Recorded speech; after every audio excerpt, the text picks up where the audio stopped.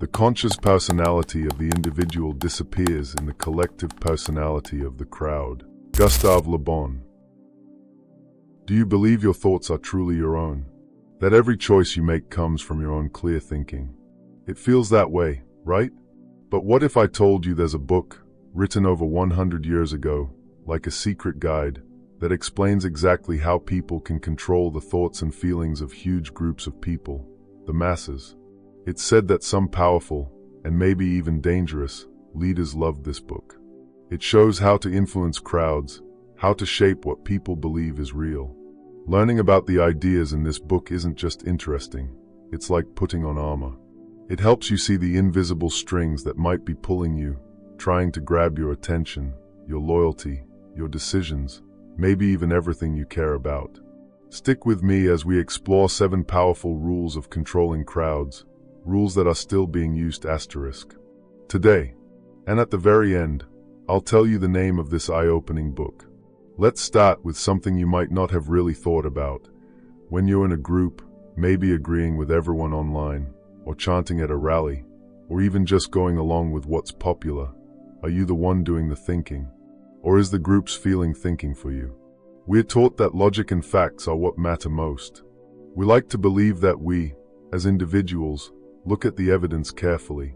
But the very first rule breaks down this comfortable idea: the power of emotion.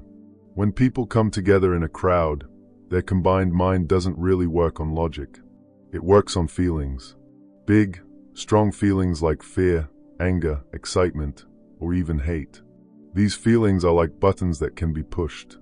A leader who gets this doesn't waste time arguing with facts or complicated details. Why bother? Logic takes time, it's personal, and it's slow. But feelings? They spread like wildfire, instantly, connecting everyone. Think about the catchiest slogans or the things that make everyone angry online. Do they make you think hard, or do they hit you right in the feelings, in your heart or your gut? Fear travels much faster than truth. Hope, even if it doesn't make perfect sense, gets people moving much better than a logical plan. A crowd doesn't really think things through, it reacts emotionally. And anyone who wants to lead or control that crowd just needs to know which emotional buttons to press. Do you ever notice how your own reactions, or the ones you see scrolling online, seem based purely on feeling, without much real thought behind them? If you repeat it, they'll believe it. So how does an idea, even one with no proof, get stuck in people's minds? It's not by proving it's true. It's by saying it over and over and over again. Rule number 2, repetition makes people believe things.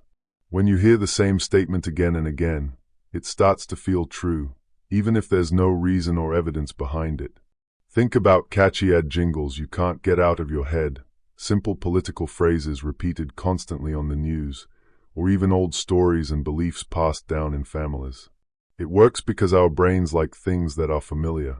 Hearing something repeatedly makes it feel normal and safe.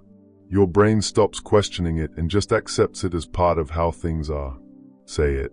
Say it again. Now they believe it. It doesn't need logic, just repetition. It's like hammering a nail. Eventually, it goes in. Can you think of a time when hearing something constantly made it seem true, even if you weren't sure why? Pictures speak louder than words. But there's another layer. Crowds don't just feel, they see.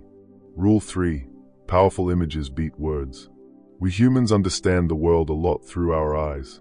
And when people are in a group, they think more in pictures than in complicated ideas. A national flag, a company logo, the face of someone seen as a hero or victim, a powerful photo. These images hit us hard emotionally and skip past our logical thinking much faster than reading a long explanation. Smart leaders know this. They don't just talk about their ideas, they create strong symbols. They know that one single picture that connects with people can send a message, sometimes a good one, sometimes a dangerous one, much better than a whole speech. What people see shapes what they believe, often without them even realizing it. Think about the symbols all around us, brand logos that promise happiness, political symbols that demand loyalty, religious symbols that offer comfort. Their power isn't in the details, it's in the immediate feeling they give you. They talk to a part of us that's older than language. Okay, maybe right now you're thinking, this is interesting, but it's about them. Those other people who get easily swayed. Not me. I think for myself. I can see when someone's trying to manipulate me. That feels good to believe, doesn't it? Believing you're too smart, too aware to be fooled. You've probably been told that your education or your intelligence protects you. But what if that belief itself is part of the trick? What if being so sure you can't be influenced actually makes you easier to influence? Are you really unaffected by the strong feelings, the repeated messages, and the powerful pictures all around you? Or have you just gotten good at finding reasons to agree with the crowd you're already in? Blinded by reputation. This leads us to something really important, a hidden way control works. Rule 4, a big reputation, or prestige, can stop people from thinking clearly. When a person, an organization, an old idea, or even a fancy brand has this shiny aura of importance, success, or authority, it's like it puts blinders on the crowd. Prestige doesn't ask you to think, it tells you to accept. It makes people doubt their own judgment before they even start questioning. Think about it. The expert doctor whose advice you take without question, the ancient tradition people follow just because it's old, the famous celebrity telling you what to buy. The who or what becomes more important than the why or how. Prestige stops people from seeing things clearly. They respect it instead of reasoning about it. Have you ever just accepted something because of who said it, or where it came from, like a famous university or a big company, without really digging into it yourself? That's prestige working its magic. It doesn't argue, it just impresses, and the crowd often just nods along. The leader as a mirror. But crowds don't just react blindly, they usually need someone to follow. That brings us to Rule 5. Leaders shape what the crowd wants and does. But how they lead is often misunderstood. The best leader for a crowd isn't always the smartest or the one who knows the most. It's the person who best shows the main feelings and desires of that crowd. They don't try to reason with the crowd, they connect like the crowd. They become a central point, gathering all the scattered feelings and energy of the group and giving it a clear direction. Their power isn't from being an expert, it's from seeming like they truly understand and share the group's deepest feelings, its hopes and its fears. They keep things simple, they agree strongly, they act totally sure of themselves, becoming like a mirror where the crowd sees its own feelings reflected back, making those feelings seem right and strong. This isn't about convincing with logic, it's about connecting on an emotional level. People crave simple answers. And what does this big group mind want more than anything else? Simple answers. Clear rules. Rule 6. Crowds love absolute certainty. They really don't like dealing with complicated issues, with doubt, or with those messy gray areas where life often happens. They run away from uncertainty and are drawn to ideas that give simple, black and white, no compromise answers. Complicated is confusing, being sure feels safe.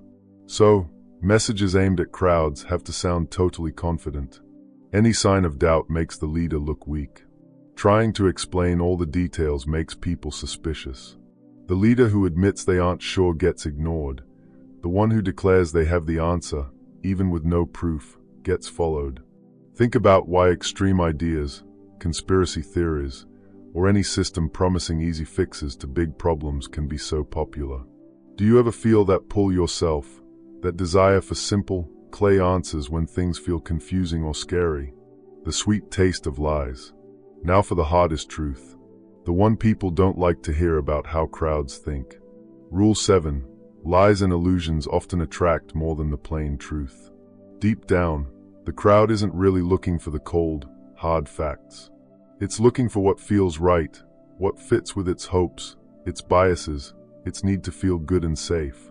Uncomfortable truths, facts that challenge beliefs, these often get pushed away, even when they're staring people in the face. Why? Because the made-up story, the illusion, often feels much better. A comforting lie will beat a difficult truth almost every time if it feeds the crowd's emotions.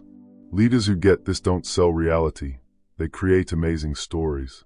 They tell tales that make people feel good about themselves, that promise great things, that simplify the world into good guys and bad guys.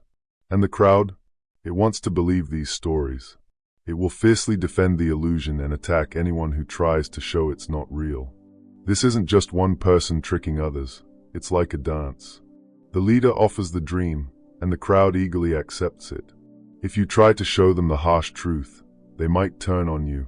If you offer a beautiful lie, they might adore you. This is the hidden battle for your mind, fought not with weapons, but with stories and dreams.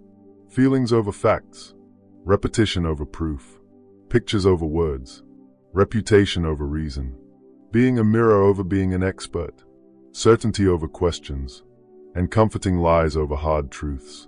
These are the age-old ways to influence how groups of people think and feel. They worked powerfully over 100 years ago, and you could argue they work even better today in our world filled with social media, constant news, strong emotions, and endless images. Knowing these patterns isn't about becoming negative or distrustful. It's about gaining clarity. It's about taking back control of your own mind from the strong currents trying to pull you along.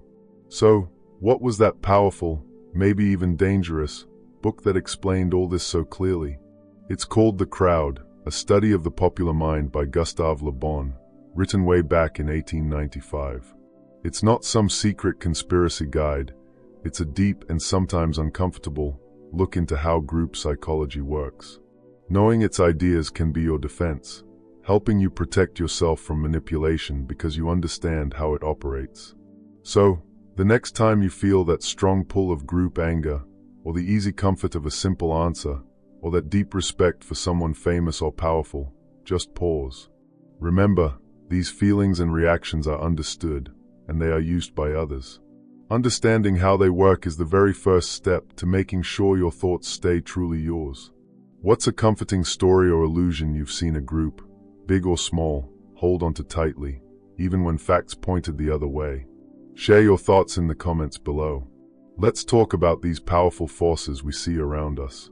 And if you appreciate these kinds of deeper looks into how things work, into strategy, psychology, and the hidden influences in our world, please subscribe for more videos like this.